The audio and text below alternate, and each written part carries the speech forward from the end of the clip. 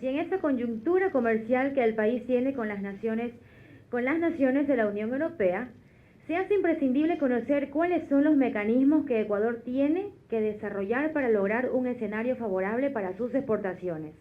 Del Ministerio de Comercio Exterior, un economista graduado en la Universidad de Erlangen-Nuremberg de Alemania, con especialización en econometría, comercio exterior y política económica, con maestría en administración de empresas.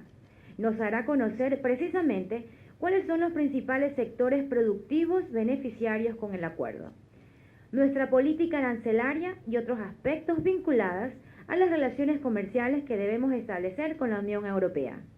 Con ustedes, el subsecretario de Políticas de Comercio Exterior del Ministerio de Comercio Exterior, economista Pablo Patiño. Muchas gracias.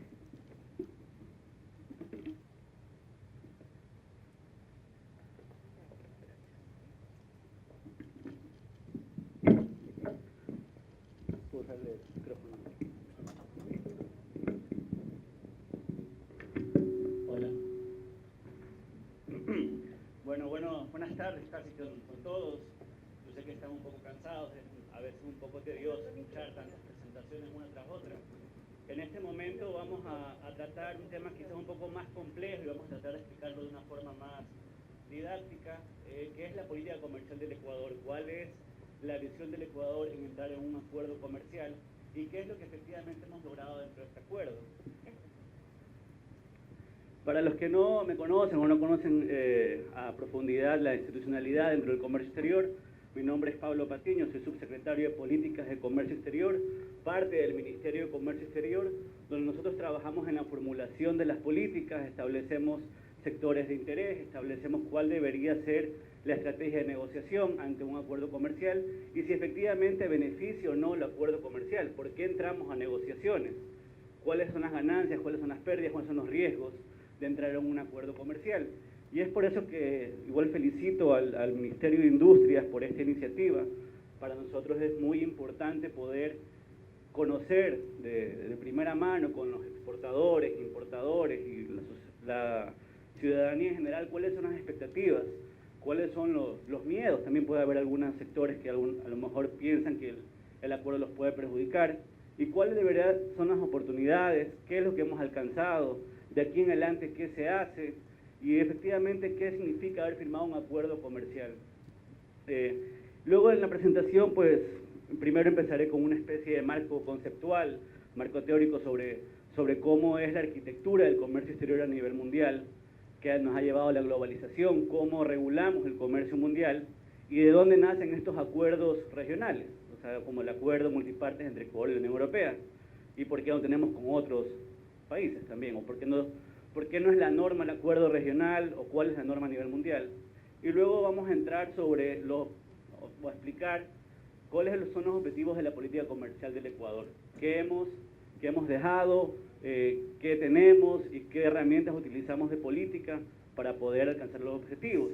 Y este punto es muy importante porque para los empresarios es muy importante tener claridad y transparencia sobre qué es lo que la gente en el sector público, los que hacen, digamos, las reglas del juego están pensando, porque en base a eso se toman decisiones empresariales. Y lo más importante desde el punto de vista empresarial es tener certeza, y más que certeza, tener claridad sobre qué es lo que puede pasar, poder evaluar escenarios, ¿verdad? Entonces, para nosotros es muy importante poder tener estos espacios de diálogo, poder expresar qué es lo que nosotros estamos pensando, qué negociamos, con quién negociamos en mente y con quién conversamos, y recibir feedback de ustedes para también poder absorber alguna consulta y poder también retroalimentarnos para futuras negociaciones, que es lo que debemos tener en cuenta. Luego entraré un poco sobre el contenido del acuerdo, que es también bastante amplio, y explicar básicamente qué temas se negocian. ¿Qué implica? O sea, la política arancelaria, como ustedes saben, o la política comercial, tiene como principal instrumento de política los aranceles. ¿Qué implica un acuerdo comercial? Si se bajan los aranceles, implica que el mercado esté liberalizado, hasta qué punto esté liberalizado. Y luego entraremos, que ya es la parte medular, digamos, de este taller, que son los desafíos, qué debemos hacer para aprovechar el acuerdo, qué esperamos, y en función de eso, pues también poder recibir de ustedes alguna retroalimentación. Empezaremos básicamente entendiendo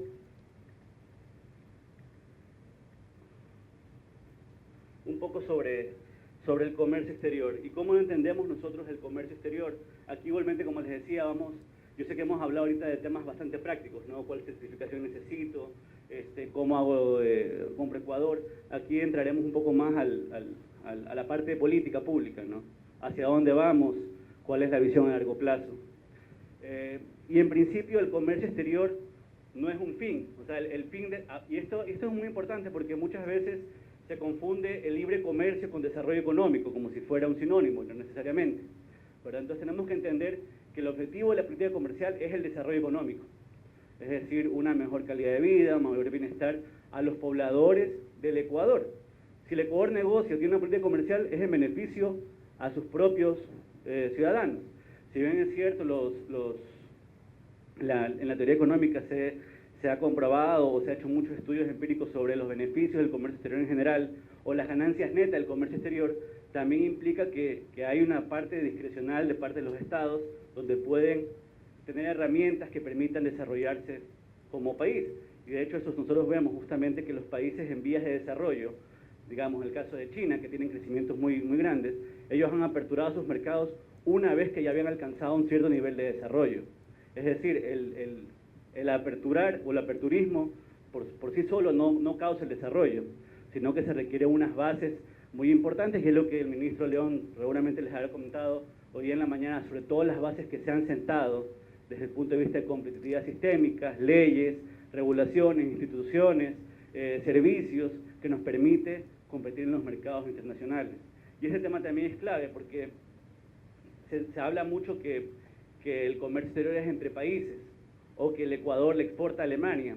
Bueno, en realidad lo que vemos es que una empresa ecuatoriana le exporta a una empresa alemana. Entonces, dentro del propio país podemos tener muchos niveles de productividad, y al final la teoría económica nos dice que es la productividad de las empresas la que decide qué tanto éxito tienen en los mercados, y es por eso vemos que también las primeras teorías de comercio exterior nos hablan de temas de complementariedad o ventaja comparativa, pero a la vez también vemos que existe mucho comercio intraindustrial. Es decir, los alemanes compran carros japoneses y los japoneses compran carros alemanes. ¿Por qué? O sea, en realidad la teoría del comercio debería decirnos que unos producen carros y otros producen máquinas de coser, ¿no? Entonces, eso como marco general sobre el comercio exterior, de dónde partimos, sobre la idea de comercio exterior, que es el desarrollo, y luego vemos que a nivel mundial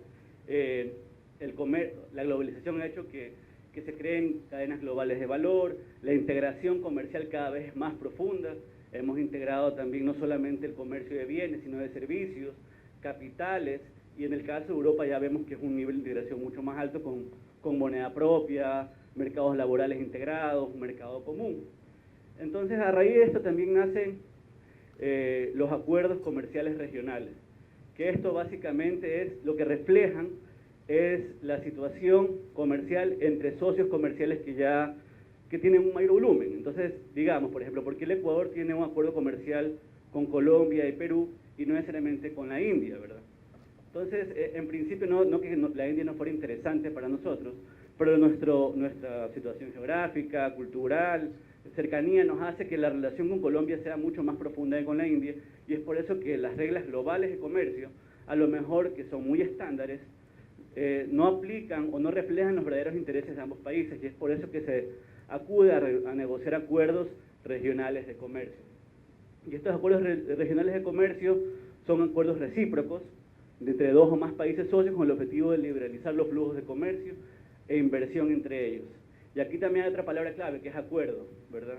Una parte importante para que haya comercio es que el comercio sea voluntario, cosa que no se daba, por ejemplo, en la época, digamos, de la colonia, ¿no? Cuando había extractivismo y todo. Aquí hay un tema que sea voluntario, y también para que haya un verdadero acuerdo, tiene que haber, los beneficios tienen que ser repartidos de una forma más justa, digamos, ¿verdad? O sea, sabemos que el comercio genera beneficios, pero ¿a quién se los genera? ¿O a quién se los genera en mayor proporción? Es por eso que no basta simplemente con liberalizar o decir, bueno, bajo todos los aranceles a cero y vemos qué pasa, sino que se tiene que de alguna forma también tomar en cuenta las diferentes situaciones en cada país, sobre todo los niveles de desarrollo.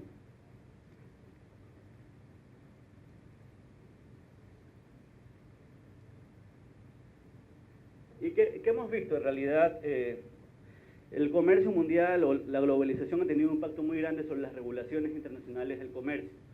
A partir luego de la Segunda Guerra Mundial, del lado izquierdo vemos un poco la historia política y luego lo que ha pasado, los impactos desde el punto de vista comercial. Nosotros vimos que después de la Segunda Guerra Mundial se vio la necesidad de regular o tener instituciones globales que pongan reglas claras al comercio mundial, y es por eso que a partir del año 45, en lo que se llama Bretton Woods, se generó el GATT, que es el Acuerdo General para Comercio de Mercancías y Servicios, y luego también eso de alguna forma daba un marco jurídico para el comercio mundial, reglas relativamente sencillas que permitían aumentar el flujo de comercio, por ejemplo, el principio de nación más favorecida, que quiere decir que si los acuerdos que se tienen entre dos países miembros o que suscriben este acuerdo, hacían que ese beneficio también sea extendible a los demás socios comerciales. Ese tipo de cosas ya se habían pensado desde hace más de 60, 70 años. Y luego vienen otros niveles de integración, como fue en Europa, con la Comunidad Económica del Carbón y el Acero, que tenía un interés un poco más político para evitar temas de guerra, y a partir de eso se crean justamente acuerdos comerciales regionales, es decir, se crean mercados comunes hasta lo que hemos llegado ahorita en la Comunidad Europea. Y luego, por ejemplo, vemos a partir de los 90 que la tendencia mundial, el nuevo orden mundial, hablaba mucho más abiertamente de políticas liberales en temas de comercio exterior. El mainstream económico te hablaba de liberalización era igual al desarrollo, y luego de la caída de la Unión Soviética se vio mucho más fortalecida esta idea del libre comercio, y luego también se dieron cuenta de que el GATT, a pesar de que tenía reglas muy claras, no tenía la instancia donde uno podría hacer cumplir esos derechos, ¿verdad? Yo firmaba el GATT, pero si no cumplía algún tema, por ejemplo, de dumping, no tenía de dónde reclamarlo. Entonces había necesidad de crear la Organización Mundial de Comercio, que se crea en el año 95. Y a partir de la Organización Mundial de Comercio, como les explicaba, todos los países tienen intereses diferentes. La gente tiene otras ideas sobre la economía. De hecho, hay otros grupos de intereses diferentes, ¿no? En países europeos, ustedes saben, los sindicatos son muy fuertes, en otros países no tanto. Entonces, la política justamente entró mucho en esto, y también se dio la necesidad de crear estos acuerdos regionales que reflejen más los intereses de los socios comerciales que tenían un mayor volumen. Y es por eso que vemos que empiezan a proliferar a partir del año 2000 acuerdos comerciales regionales, ¿no? Además de la Comunidad Andina, que es mucho anterior, también está, por ejemplo, el NAFTA en Norteamérica, la Comunidad Europea, el Mercosur, empiezan a proliferar muchos más acuerdos regionales en África, en Asia, y nosotros vemos ahorita que actualmente la mayoría del comercio mundial se da en el marco de estos acuerdos regionales. De hecho, para América Latina y el Caribe, el 70% del comercio que hacemos está en el marco o está regulado a través de un acuerdo comercial.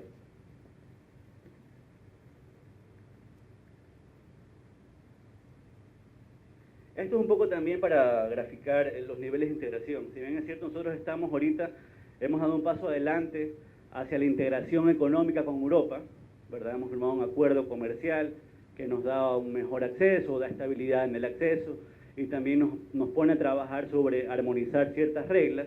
Estamos todavía a un nivel todavía bajo de integración, o del primer nivel de integración, que es liberalizar aranceles y tener reglas claras sobre temas no arancelarios, medidas sanitarias, fitosanitarias, propiedad intelectual, etc. Pero vemos que los niveles de integración pueden ser mucho mayores. De hecho, el Mercosur, por ejemplo, tiene un nivel de integración aún mayor, que es que tienen una unión aduanera. Es decir, que el arancel que se cobra para entrar a Brasil es el mismo arancel que cobra Argentina. Entonces tiene que haber un nivel de integración mucho más grande porque tienen que ponerse de acuerdo en qué arancel cobrar, y es por eso que ellos solo pueden negociar en conjunto. En cambio, la Comunidad Andina, como era una unión aduanera, se permitió negociar individualmente con Europa, y Europa lo que hizo fue un acuerdo multiparte, es decir, el mismo acuerdo con temas diferentes para cada uno, pero básicamente el mismo acuerdo con los 3 países de la Comunidad Andina. De hecho, Bolivia no está parte en este acuerdo. Entonces no es un acuerdo Europa-Comunidad Andina, sino un acuerdo multipartes entre Europa y países de la Comunidad Andina, que refleja básicamente los intereses similares. Y luego empiezan otros niveles de integración mucho mayores, por ejemplo, el mercado común, que implica también la libre movilidad de personas. Por ejemplo, eso no tenemos tampoco todavía en la comunidad andina ni en el Mercosur. Y luego ya vienen otros niveles como moneda con una misma moneda, y eliminar toda clase de restricciones, hasta la unión política, es decir, un Estado federado donde los países sean como Estados independientes dentro de un Estado común, como lo es efectivamente los Estados Unidos de América, que son Estados federados. Entonces nosotros estamos todavía, si bien es cierto el nivel de complejidad todavía no es tan alto, pero estamos en un nivel todavía, el primer nivel de integración económica que tenemos con Europa. Como les había comentado, ¿cuál es el objetivo de la política comercial? Aquí hay que derribar algunos mitos, ¿no? O sea, sobre todo que se habla de que el Ecuador es proteccionista o que estamos implementando medidas de los 70 que no funcionaron. No, el Ecuador tiene un objetivo claro en la parte comercial. El Ecuador es un país que tiene una camisa de fuerza en política monetaria, ¿verdad? Entonces nosotros no podemos de alguna forma regular el sector externo, shocks externos, con una política monetaria autónoma. Lo que implica también que nosotros tenemos que tener muy cuidadosos, o ser muy cuidadosos en nuestra política comercial. Y el objetivo de la política comercial, como hemos dicho siempre, es el desarrollo económico. Es verdad, nosotros lo que buscamos es el desarrollo del Ecuador. Y entre ese objetivo general, esa visión, hay objetivos específicos. Entonces nosotros, por ejemplo, lo que está claro es que nosotros sí queremos promover la integración económica. Es por eso que el acuerdo comercial con la Unión Europea, de alguna forma, es compatible o refleja los intereses del Ecuador. Queremos integrar el Ecuador al mundo, queremos ser parte de cadenas globales de valor, queremos que nuestros productos entren en los mercados internacionales sin ninguna especie de discriminación, y también queremos formar parte de cadenas globales, es decir, que el Ecuador pueda producir partes y piezas para otra fábrica, digamos, en otro país, y poder hacer esta negociación, o digamos, este comercio mucho más ágil. Luego tenemos realizar defensa comercial e institución selectiva de importaciones. Esta es la parte que genera a veces mucha discusión, ¿verdad? Nosotros no es tanto que no queremos la apertura comercial, de hecho buscamos una apertura, buscamos una integración comercial, pero también nosotros necesitamos tener en estos acuerdos comerciales, y esto es lo que nos ha permitido la Unión Europea, poder tener instrumentos que nos permitan abordar temas que son específicos para el Ecuador, por ejemplo el desarrollo de industrias o digamos el desarrollo de industrias de valor agregado, poder implementar un plan de cambio de matriz productiva, tener esta soberanía en nuestras políticas de desarrollo, porque de otra forma lo único que estaríamos haciendo es despojarnos de esta autonomía de hacer política pública, y así venga quien venga, ¿verdad? O sea, puede ser, yo qué sé, pues un sector vulnerable se vea perjudicado por la política comercial, nosotros no podríamos hacer nada porque nosotros ya dimos todos nuestros instrumentos de política, los cedimos a entes superiores al gobierno nacional. Es por eso que los acuerdos comerciales que nosotros buscamos deben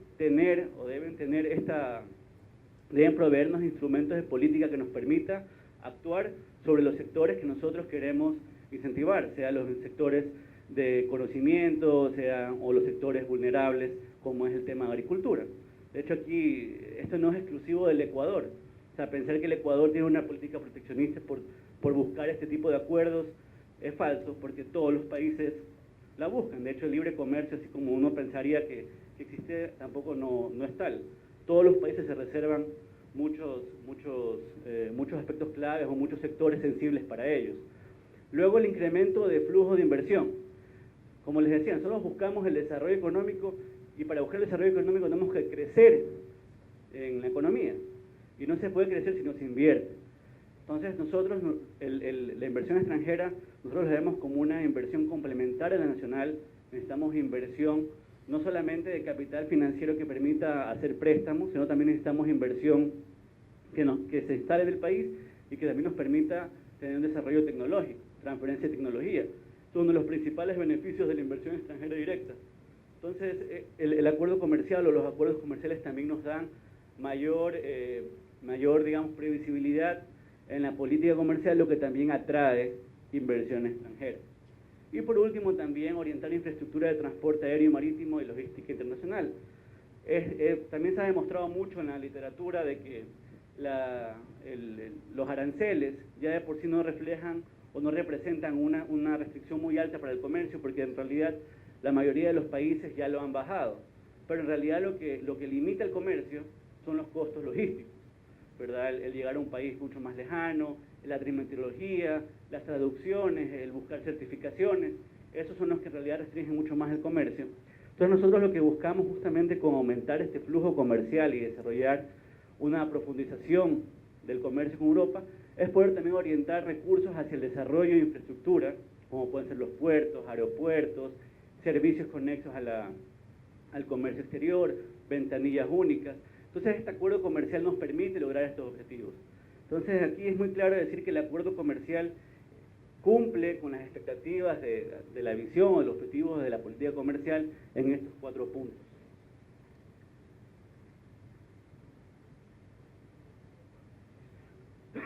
Y aquí un poco ya sobre qué negociamos, ¿no?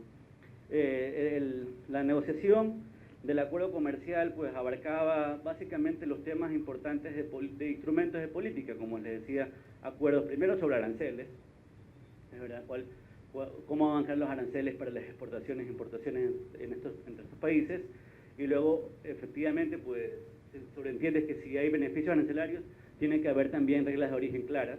Entonces se negociaron reglas de origen, es decir, cómo demuestro que este país, o sea, o el producto es originario de Ecuador o de la Unión Europea, y luego se negociaron una serie de temas que están vinculados al comercio, como son medidas sanitarias y fitosanitarias, cómo yo garantizo justamente que los productos que vienen de Ecuador cumplen con medidas sanitarias que son acordes a las normas europeas, y igualmente en el otro sentido, ¿no? Cómo el Ecuador, qué va a aceptar Ecuador como producto europeo y qué normas sanitarias ellos aplican, reglas, obstáculos técnicos del comercio, qué se puede hacer y qué no se puede hacer, y luego también las partes que son importantes, qué medidas nosotros podemos adoptar para cumplir nuestros objetivos de desarrollo, que no son exclusivos justamente a este acuerdo, pero que sí reflejan de una forma más clara las reglas sobre salvaguardias, las reglas sobre dumping, las reglas sobre propiedad intelectual, las reglas sobre comercio de servicios, temas como el e-commerce, que no existían antes,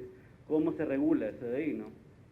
Todos esos temas están dentro del acuerdo, y temas específicos, por ejemplo, que para el Ecuador son muy importantes, como por ejemplo compras públicas, ¿verdad? En una liberalización total implicaría que no debería haber ninguna distinción para compras públicas, y en cambio el gobierno nacional tiene una política en la cual las compras locales tienen un beneficio, las empresas locales. Los pymes y empresas locales de la zona, por ejemplo, si alguien hace una contratación pública, me invento en el oro, las empresas locales tienen una preferencia. Ese tipo de medidas no se podrían tomar bajo un acuerdo comercial totalmente liberalizado, pero este tipo de cosas están permitidas dentro de nuestro acuerdo.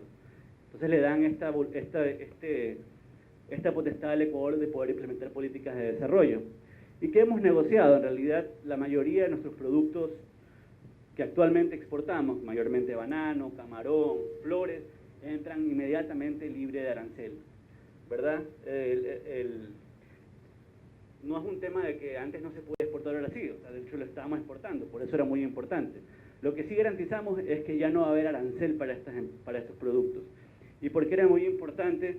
Y la gente dice, ¿por qué era tan importante que haya sido el 1 de enero del 2017 haya entrado en vigencia el acuerdo? Esto era muy importante, y la gente, el logro que se ha tenido, de hecho esta voluntad política que hubo de la Unión Europea y los esfuerzos que hicimos del Ministerio de Comercio Exterior para poder acelerar este proceso eran muy importantes, porque los productos ecuatorianos entraban a la Unión Europea bajo un esquema de preferencias arancelarias unilaterales, lo que conocemos como el SGP Plus, el Sistema Generalizado de Preferencias que daba la Unión Europea hacia el Ecuador, lo que reducía aranceles a cero o aranceles muy bajos para la mayoría de los productos que tenía el Ecuador, pero ese sistema unilateral vencía el 31 de diciembre de 2016, ¿verdad? Entonces, a partir del 1 de enero del 2017, todos los productos que nosotros exportamos hubieran entrado a pagar aranceles. Y ustedes saben también que si los productos que nosotros vendemos, como banano, camarón, en algunos casos pueden ser vistos como commodities, donde de hecho el factor de competitividad más importante es el precio, pues lógicamente un sobrecosto del 12, 13, 15% probablemente hubiera sacado al mercado a muchas empresas. Pero lo que hemos logrado es que el 99.7% de todos los productos agrícolas y el 100% de los productos industriales entren libre de arancel. Es decir, ya no hay ninguna tasa arancelaria para la exportación de productos ecuatorianos, ¿verdad? Entonces, esa parte es la que está liberalizada totalmente. Nosotros como Ecuador también dimos también accedimos a unas aranceles que le damos a la Unión Europea, es decir, que Europa ya, lo que hemos negociado es que esa parte ya no se toca. Ni ellos nos pueden poner aranceles en el futuro, y nosotros también los aranceles que hemos negociado pues los mantendremos de acuerdo a esta negociación. Y aquí es lo que yo trataba de explicar cuál era el beneficio del acceso. Por ejemplo, el camarón actualmente, no actualmente, el año pasado pagaban 3.6% de arancel. Si no se firmaba el acuerdo hasta el 1 de enero del 2017 o no entraba en vigencia, hubiera entrado a pagar 12%. 12% estamos hablando de millones de dólares también en el tema de camarón, exportaciones muy importantes. De hecho, nosotros habíamos hecho un cálculo que lo que se hubiera tenido que pagar en aranceles con el mismo volumen de exportación hubieran sido aproximadamente unos 400 millones de dólares, ¿verdad? Que probablemente te saque de mercado a bastantes empresas ecuatorianas. Y un país que necesita ingresos de divisas hubiera sido catastrófico, ¿verdad? Vemos, por ejemplo, otro caso que es muy importante, el de atún en conservas también, que pagaba 0% de arancel y pasaba a 24%. 24% ya te sacaba del mercado, sobre todo cuando compites con países como Tailandia, países del sudeste asiático, que también tienen menor regulación en tema laboral, lo que también, lógicamente, pues les hace tener precios súper bajos y hasta moneda propia, lo que también podrían hacer hasta competencia desleal, nos hubiera sacado del mercado. Entonces, esto fue muy, muy importante. Entonces, mucha gente, en realidad lo que se ha logrado es clave. Es clave porque hemos mantenido, hemos asegurado el acceso a este mercado en condiciones competitivas. Para el caso de banano es sobre todo muy relevante. De hecho, el primer trimestre ya hemos observado un crecimiento de exportaciones hacia la Unión Europea de casi 11%, con datos preliminares, donde también mucho de este crecimiento es impulsado, está apalancado por el banano, ya que la Unión Europea tiene precios más altos que lo que se paga en otros mercados, y el Ecuador tenía un diferencial de precio muy, muy alto. De hecho, el Ecuador competía en Europa ya, o sea, digamos, en condiciones un poco en desventaja, y esto ha hecho que el Ecuador pueda otra vez llegar a este mercado en condiciones competitivas. ¿Qué productos también nosotros hemos logrado tener acceso a la Unión Europea, pero con contingentes? Son también sectores que la Unión Europea los ve como sensibles, pero que el Ecuador ha hecho mucho impulso. Por ejemplo, arroz y maíz. Ha habido muchos programas del MAGAP que ha aumentado la productividad del maíz, ha aumentado las áreas sembradas. Entonces, este producto igualmente que se comercia a nivel mundial es un commodity que gran parte también del comercio mundial. La Unión Europea también nos ha dado un acceso limitado, 0% de arancel, a un contingente. Y también lo que nos ha dado, y esto también era un tema clave, que hemos asegurado el acceso con 0% de arancel a todos los productos que vengan de la economía popular y solidaria. Que esto fue un tema también muy importante para nosotros y que la Unión Europea también accedió. Productos como la pitahaya, plátano, brócoli, muchos de estos productos que representan el sustento de muchas poblaciones, muchas asociaciones agrícolas en el sector rural, está garantizado el acceso 0% de arancel, independientemente del tipo de producto. Aquí vemos los productos que básicamente se han negociado, ¿no? El chocho, fresco, el quinoa, también que ha tenido un crecimiento muy importante. También, pero bueno, la UE también tiene sus propios grupos de interés allá, ¿no? O sea, la Unión Europea también, ellos promueven un libre comercio, pero también dentro de sus fronteras tienen grupos de interés como son los agricultores, que tampoco no es que no todos están a favor de un libre comercio entre Europa. Entonces también han tenido sectores que son sensibles, carnes, leche líquida, huevos de ave. Estos no tienen una preferencia arancelaria. No quiere decir que están prohibidos de exportar, pero no tienen ninguna preferencia arancelaria. Entran como de cualquier otro país, digamos. Entonces, lógicamente, aquí el acceso se vuelve más complicado porque los países europeos también, a sus productores también tienen les dan subsidios, entonces de alguna forma es más difícil competir dentro de estos mercados. Pero, como les digo, no es que está prohibida la exportación, lo que no tiene es preferencia arancelaria, paga el arancel de la nación más favorecida. Y luego nosotros también, bueno, que hemos dejado a un lado, porque ustedes, por ejemplo, podrán haber visto también, no sé si han visto el caso de nuestros países vecinos, sobre todo Colombia, por ejemplo, con Estados Unidos y el caso del arroz también. Colombia tiene mucho, la producción de arroz crece, pero no tienen dónde colocarla porque también importan mucho arroz de Estados Unidos, ¿verdad? Entonces nosotros también hemos dejado algunos sectores sensibles en los cuales tampoco no otorgamos preferencia arancelaria, y otorgamos preferencia arancelaria con cierto contingente. Por ejemplo, en el caso de quesos, hasta una cierta cantidad entra 0% de arancel. Luego, después de esa cantidad, ya paga el arancel que se cobra a terceros países. Y para los bienes industriales, nosotros hemos también tenido algunas secciones de negociación, unos que tienen acceso inmediato, por ejemplo el caso de licores, y otros que tienen acceso en 3, 7 y 10 años, dependiendo justamente el bien que sea, ¿no? Bienes industriales tienen aproximadamente 10 años, insumos para la producción tienen acceso inmediato, 0%, textiles, de acuerdo a la subpartida arancelaria, como había hablado Erika, depende del tipo de producto, tienen 5, o sea, a inmediato, 5 y 10 años. El universo arancelario es muy, muy grande, ¿verdad? En realidad, entonces, aquí, por ejemplo, para ver casos específicos habría que sentarse y ver justamente el caso específico, pero todo esto conlleva una negociación, ¿verdad? Conlleva ver caso por caso. Vehículos y autopartes, los vehículos de uso personal, 7 años, los vehículos de uso comercial en 10 años, que tienen una desgravación cada año en un valor proporcional, digamos, ¿no? Se va desgravando cada año una parte. Aquí un poco el resumen. También se puede ver que ya la mayoría de los productos que venían de Europa, muchos insumos, la política comercial del Ecuador o arancelaria ya había liberalizado muchos productos que eran necesarios para la industria, para la producción. Por lo tanto, ya la mayoría de los productos que venían de Europa venían la mayoría libre de arancel o con un arancel muy bajo, 5%. Sin embargo, ahorita pues ya se ha establecido pues un nuevo marco legal.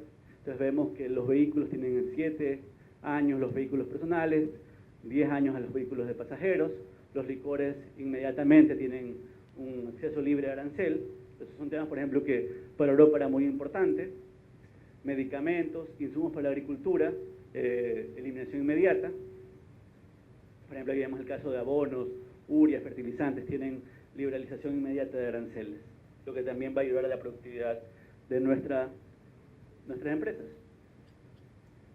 Aquí también un poco un resumen sobre otros aspectos, por ejemplo, salvaguardias agrícolas. Este tipo de cosas que les mencionaba, que el Ecuador se reserva el derecho de aplicar instrumentos de política que les permita desarrollar su industria o les permite proteger su industria, como son las salvaguardias agrícolas, que igualmente tienen un proceso, ¿no?, para demostrarlo, pero igualmente están dentro del acuerdo. El tema de compras públicas, el sistema andino de franja de precios, que nos permitieron también mantenerlo, las exclusiones parciales, como es el caso de maíz, ¿verdad? Si nosotros hemos invertido mucho en desarrollar maíz y producir mucho maíz, aunque ahorita tiene problema, pero si hemos invertido mucho en desarrollar maíz, mal hubiéramos hecho en liberalizarlo totalmente y que venga a Europa todo el maíz y dejamos, digamos, en la calle a muchos agricultores, ¿no? Ese tipo de cosas hay que prever dentro de un acuerdo. Y todo eso se ha tomado en cuenta y este acuerdo entonces ha sido muy beneficioso para el Ecuador porque básicamente refleja nuestros objetivos. Entonces, como conclusión, para exportar, ingreso inmediato para casi todo. Dice, ¿qué puedo exportar? Bueno, todo. Salvo unas excepciones, carne bovina, huevos, eso no tiene liberalización arancelaria, pero el resto todo tiene liberalización arancelaria. Es decir, no paga arancel, ¿ya? Y obviamente, pues a partir de ahí, ya es cuestión de cada empresa, porque la empresa va a competir con otras empresas europeas y de otros países del mundo, que también tienen acuerdos comerciales con Europa, ¿verdad? Entonces aquí en adelante lo que nos pone es unas reglas del juego o nos pone la cancha en el mismo nivel a todos. Vamos a competir. Aquí el éxito ya no es del Ecuador, sino de las empresas. Como les decía, el que exporta es una empresa ecuatoriana y no todas las empresas son iguales. De hecho, hay estudios también que demuestran que las empresas que exportan son mucho más productivas que las empresas que solamente venden en el mercado local. Es decir, que como ustedes solamente venden en el mercado local y quieren exportar, implica que ustedes van a tener que ser más productivos, invertir en su productividad. Si no, no pueden competir en el mercado internacional, es imposible. Luego también el ingreso de más del 90% de materias primas y bienes de capital liberalizado de arancel, y tenemos justamente estos periodos de desgravación para bienes de capital, para vehículos, medicamentos, y con esto que buscamos el desarrollo económico, la integración, pero un desarrollo económico.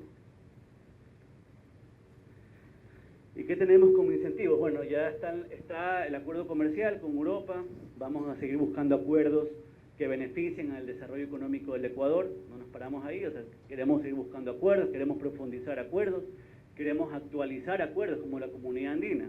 Son acuerdos que llevan más de 30 años, entonces vale la pena revisar y ver, bueno, si las situaciones son las mismas. Entonces nosotros necesitamos desarrollar incentivos para el desarrollo productivo. Como les decía, si las empresas quieren exportar, tienen que ser más productivas. Entonces necesitamos justamente crear estos incentivos para que las empresas se vuelquen a la exportación, ¿verdad? Entonces tenemos que tener herramientas como lo es el DROVAC, u otro tipo de instrumentos que también genera el Ministerio de Industrias para desarrollar empresas, como este proyecto en Cadena Ecuador, que es el que organiza estos eventos. Luego también tenemos que desarrollar inteligencia comercial, ¿verdad? Una cosa es tener el producto y otra cosa también es venderlo, o sea, ProEcuador. Necesitamos también fortalecer ProEcuador, fortalecer las capacidades empresariales, fortalecer las capacidades de comercialización de las empresas. ¿Necesitan ir a ferias? Ah, bueno, hay que ir a ferias, hay que buscar clientes, hay que salir a escuchar al cliente, ¿no? Que a veces nosotros pensamos que por ejemplo, si aquí nosotros nos gusta el pan de yuca, a todo el mundo le gusta el pan de yuca. Bueno, hay que ver, pues, ¿no? En Europa les gusta el pan de yuca o no, cómo se lo comerían, ese tipo de cosas, ¿no? Hay que salir a hacer inteligencia comercial. ¿Qué negocio está creciendo? ¿Qué precios están creciendo y qué precios están bajando? Aquí en realidad pues ya esto es mucho más amplio, no cualquier actividad comercial. Y a partir de eso se aprovecha el acuerdo comercial, ¿verdad? Entonces lo que buscamos, como les decía, no solamente aumentar el flujo de comercio, sino que ese flujo de comercio se refleje en un desarrollo económico, mejores ingresos para nuestras empresas, estabilidad macroeconómica, eliminar el desempleo, reducir el desempleo, una reducción de pobreza. Este debería ser un país como el Ecuador el objetivo número 1, reducir la pobreza. Bueno, espero no haberlos aburrido. En realidad estos temas son importantes porque estos marcan, digamos, la cancha. A veces dicen, estos temas a lo mejor son muy etéreos, o se habla muchas ideas, pero estas ideas son las que de alguna forma dan forma al comercio mundial y influyen mucho en las decisiones que ustedes tomen. Entonces, si es que igualmente pues podemos recibir alguna retroalimentación, si no de otra forma yo pues les agradezco su atención. Yo sé que igualmente ya a esta hora es difícil prestar atención, pero muchas gracias.